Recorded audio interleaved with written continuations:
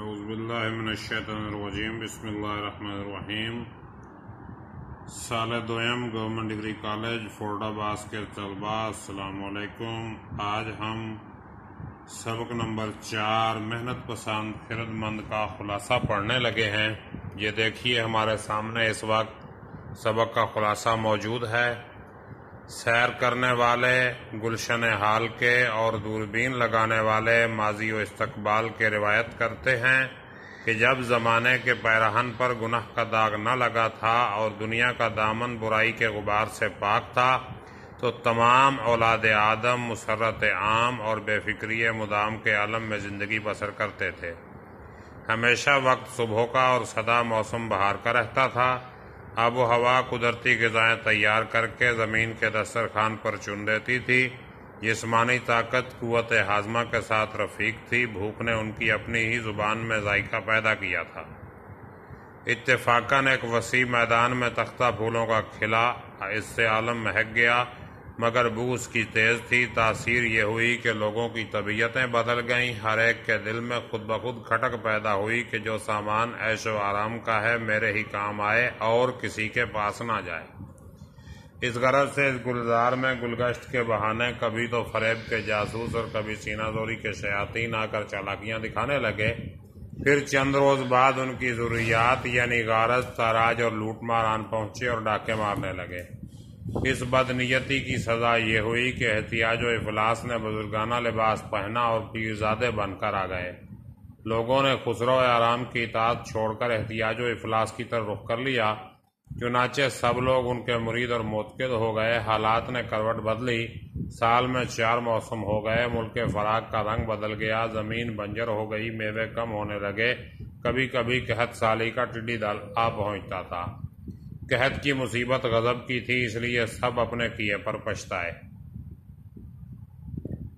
عالم کا رنگ بے رنگ دیکھ کر تدبیر اور مشورہ دو تجربہ کار دنیا سے کنارہ کش ہو گئے اور ایک سیب کے درخت میں جھولا ڈالے الگ باغ میں جھولا کرتے تھے۔ جو کوئی ان کے پاس جاتا اسے مناسب مشورہ دے دیتے۔ انہوں نے لوگوں سے کہا کہ خسرو آرام ایک فرشتہ صفت بادشاہ تھا، تم نے اس کا حق شکر ادا نہ کیا اور اس آفت کو اپنے ہاتھوں کر لیا۔ یہ افلاس بری بلا ہے، انسان کو بے کس اور بے بس کر دیتی ہے۔ دیکھو اس نے ملک فراق کو کیسے تباہ کر دیا ہے۔ اب اس سے نکلنے کی کوئی صورت سمجھ نہیں آتی۔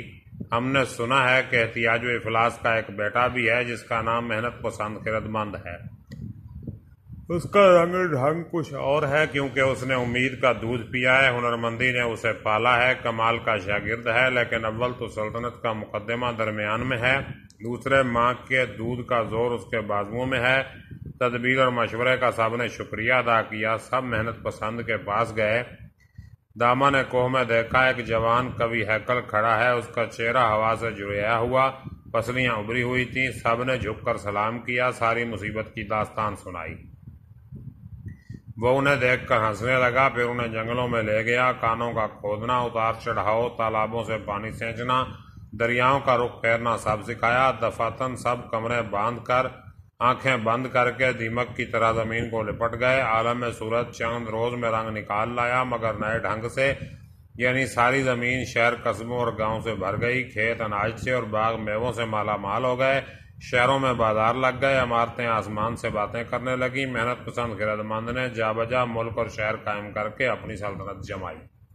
تو عزیز طلباء، یہ اس کا خلاصہ ہے۔ کل ہم انشاءاللہ اس کے تشریحی نوٹ کریں گے، بلکہ اس کے ملٹیپل چوائس کوسچنز یعنی کثیر الانتخابی سوالات کریں گے، اور اس کے بعد ہم اس کی تشریحات کی طرف آئیں گے۔ اپنا خیال رکھیے گا، تب تک کے لیے اللہ حافظ۔ کل ملتے ہیں ایک نئے لیکچر کے ساتھ۔